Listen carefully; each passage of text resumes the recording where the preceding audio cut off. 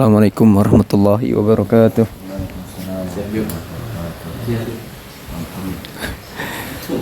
Alhamdulillah kita dipertemukan kembali dalam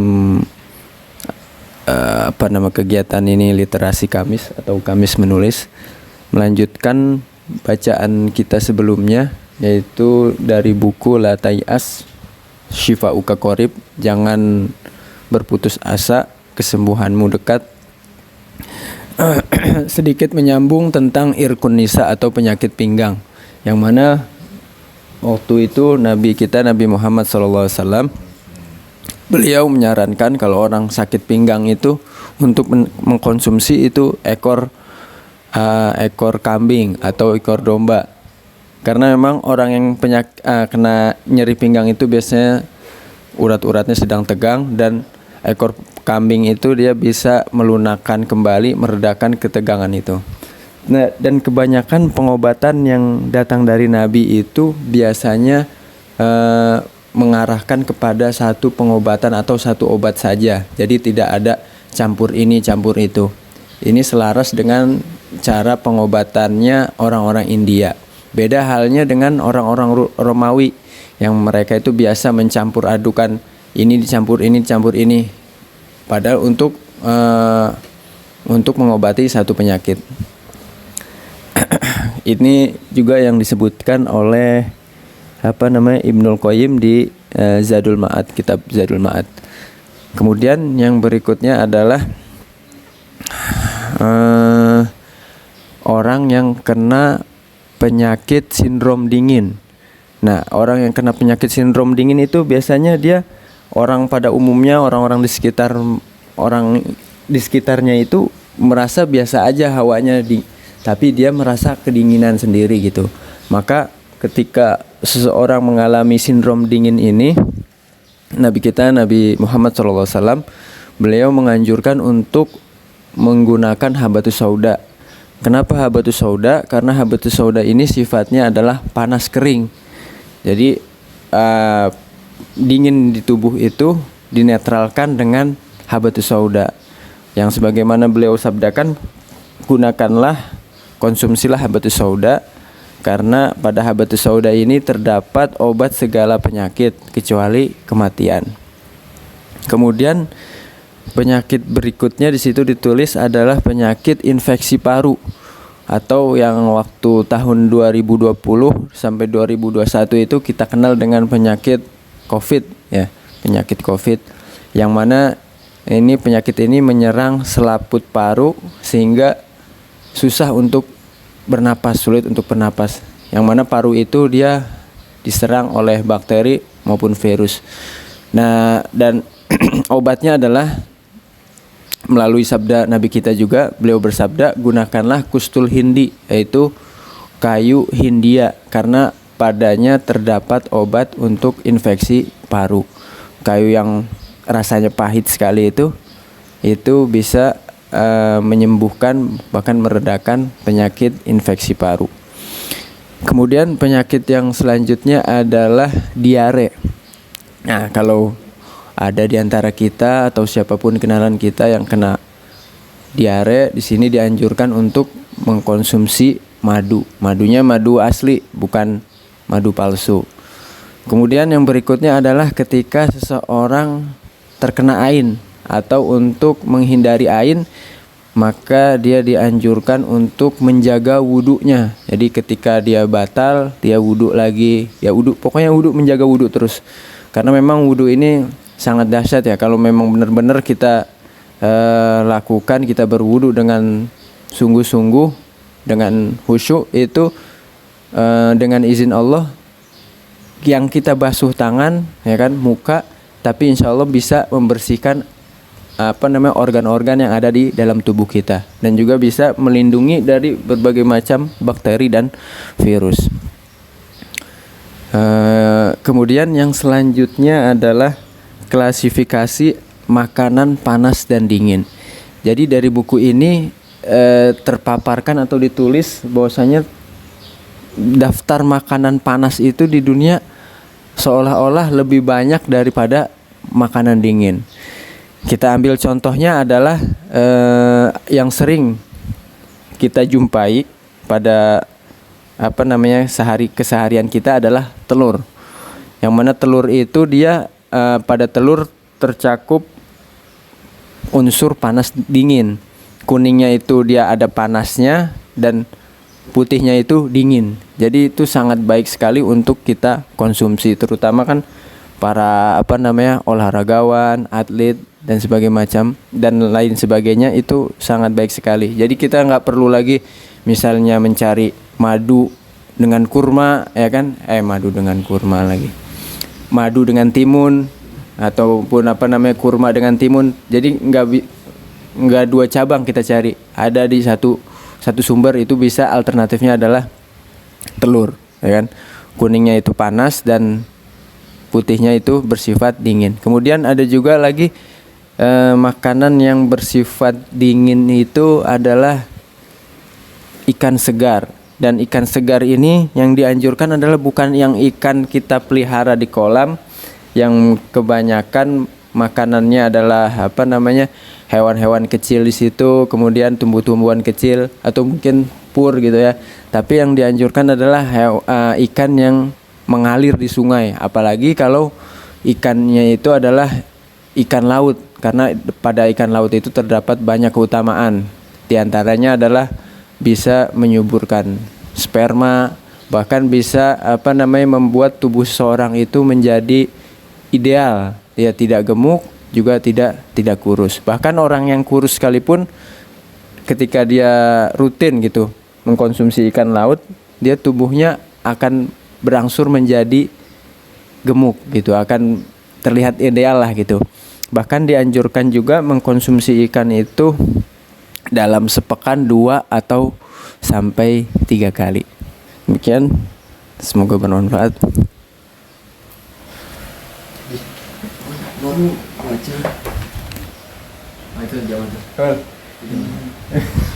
Belum udah pengen.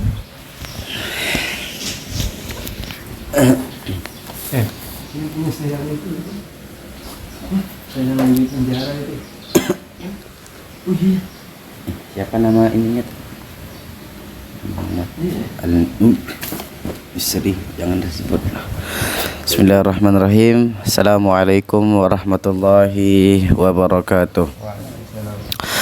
Alhamdulillahirabbil alamin. Allahumma salli ala sayyidina Muhammad wa ala alihi wa sahbihi ajma'in. Amma ba'du. Langsung saja pada kesempatan kali ini saya mendapat beberapa poin penting terkait tentang hati seorang mukmin, yang saya mendapatkannya dari buku yang berjudul besar Agar Akhirat Dekat di Hati. Ada tiga hati yang sifatnya berbeda-beda. Yang pertama, hati yang kosong dari keimanan dan segala bentuk kebaikan itu adalah itu sudah menjadi tempat tinggal setan, yang dimana setan sudah tidak perlu mengganggunya lagi. Karena setan itu sudah yakin bahwa segala permintaannya pasti akan terwujudkan di dalam hati seseorang tersebut, karena sudah tidak bisa menyimpan kebaikan dan tidak bisa menyimpan segala bentuk kebaikan. Kemudian hati yang kedua adalah hati yang di dalamnya terdapat cahaya keimanan, akan tetapi masih diliputi dengan syahwat dan hawa nafsu, yang dimana hati seperti ini itu setan berada di antara tengah-tengahnya, antara mendekat atau menjauh.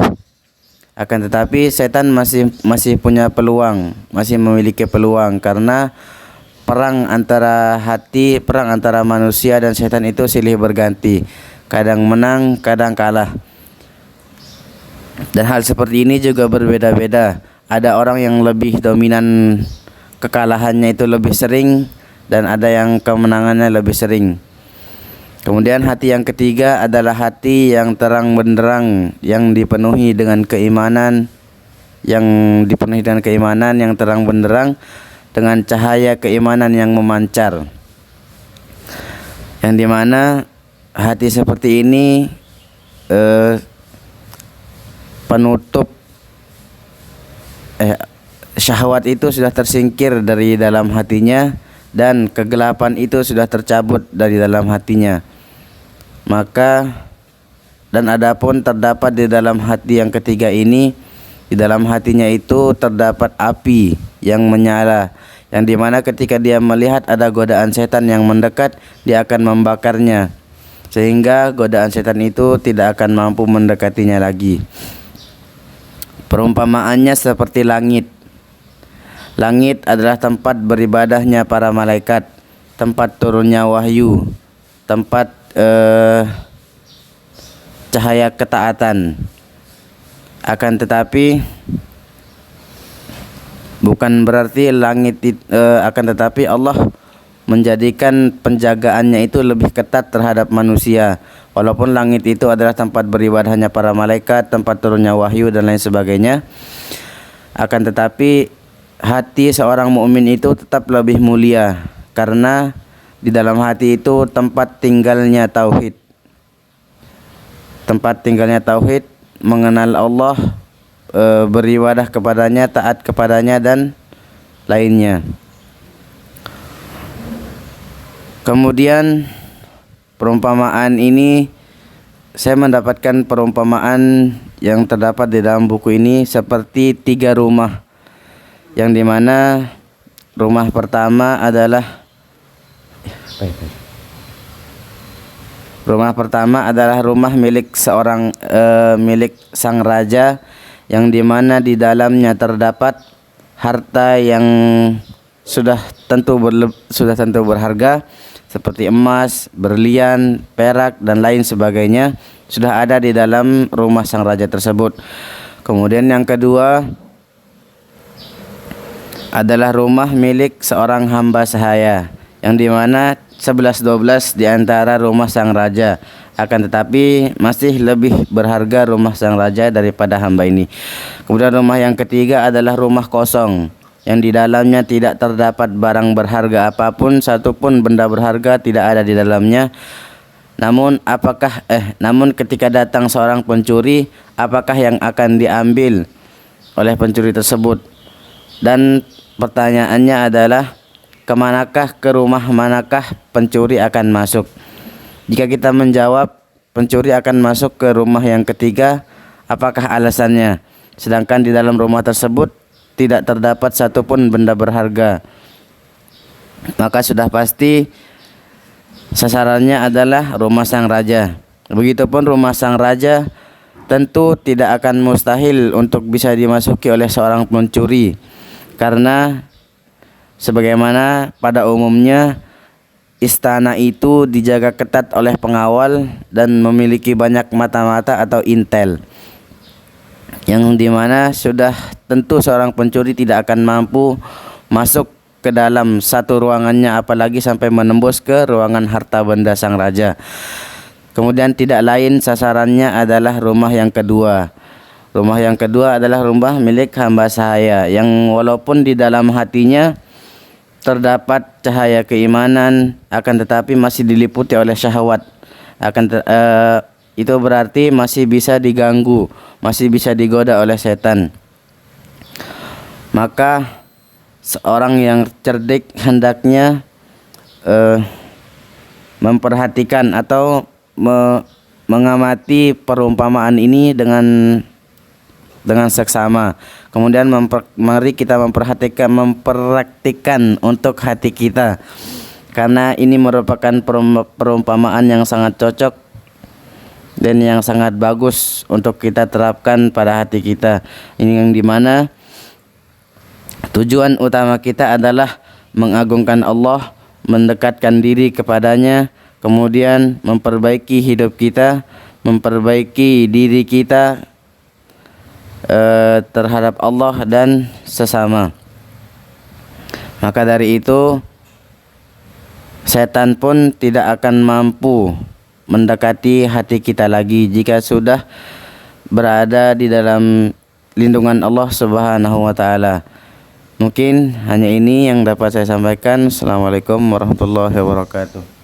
Waalaikumsalam warahmatullahi wabarakatuh. Bismillahirrahmanirrahim. Assalamualaikum warahmatullahi wabarakatuh.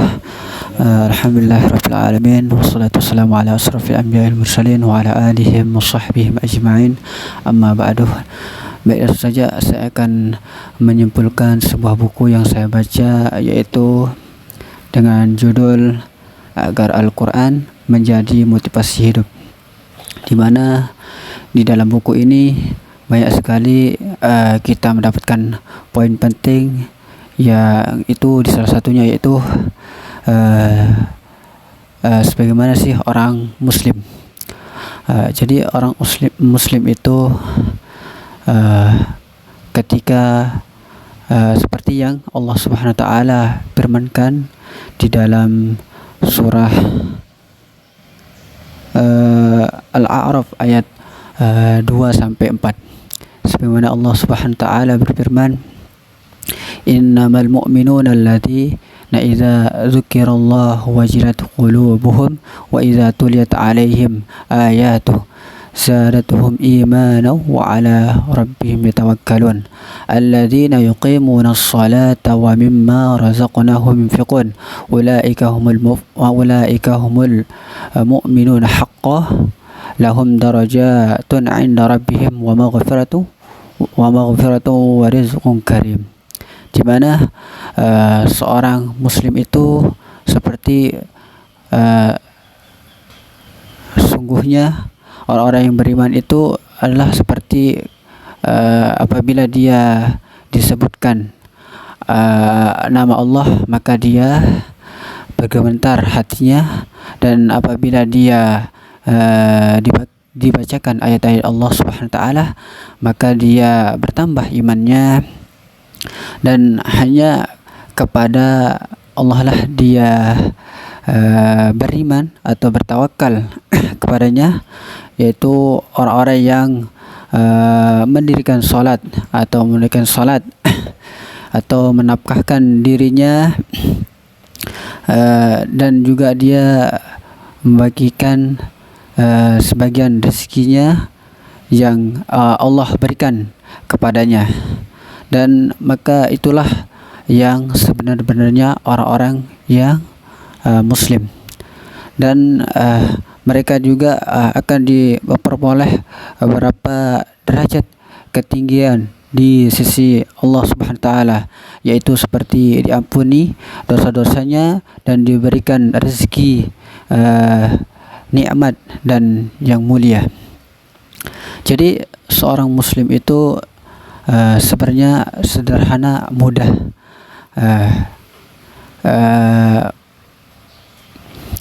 Ketika kita mendengarkan ayat-ayat suci Al-Quran, maka kita akan bertambah imannya dan semakin yakin bahwa Allah Subhanahu wa taala adalah salah satu Tuhan yang patut kita sembah.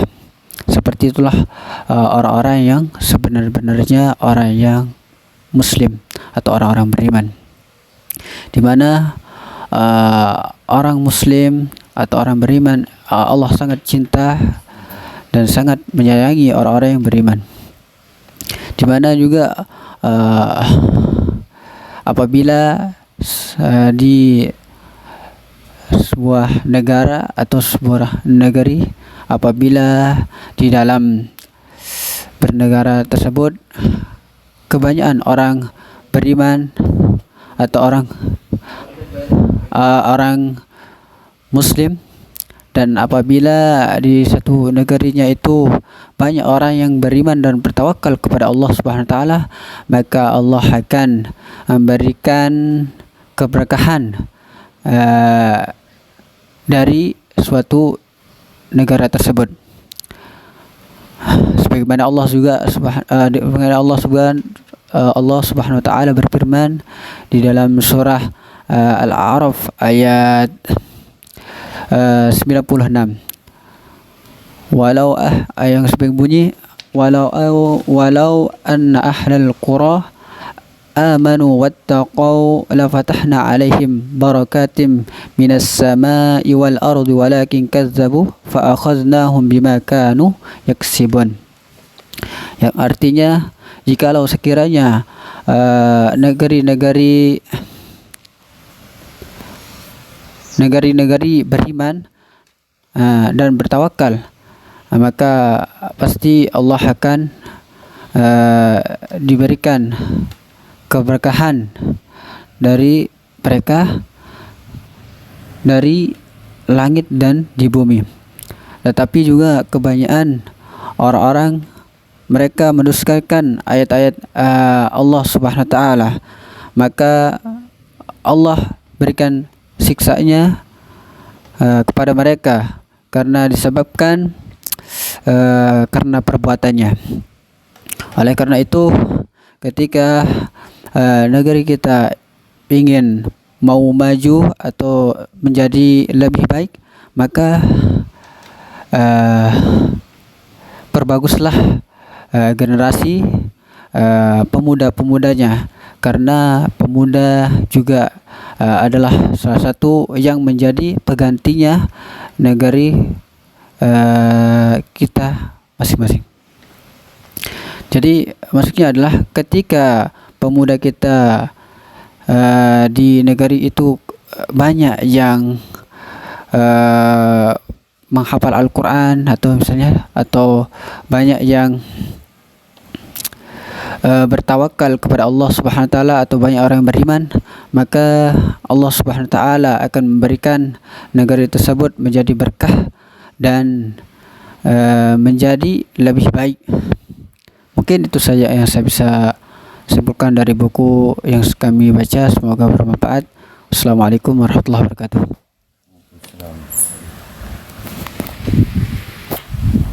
Bismillahirrahmanirrahim. Dari saya yaitu tentang faedah musibah. Terkadang musibah ini diberikan kepada kita itu untuk memperingatkan kepada kita bahwa musibah ini untuk teguran bagi kita. Dan terkadang musibah juga turun karena membalas atas dosa-dosa yang kita lakukan. Ya, ini azab untuk kita di dunia agar kita tidak mendapatkan azab full di akhirat. Syekh Al-Majdi berkata, ketahuilah bagi mereka yang terkena musibah, jika Allah tidak memberikan musibah pada kalian, maka kalian akan terkena penyakit sombong dan ujub dan angkuh hati yang mengeras membatu. Dan ujian yang diberikan kepada kita ini adalah salah satu dari rahmat Allah Subhanahu wa taala. Segala puji bagi Allah karena telah memberikan musibah ini kepada kita. Jikalau tidak ada musibah, maka manusia akan sombong dan melakukan kerusakan di dunia.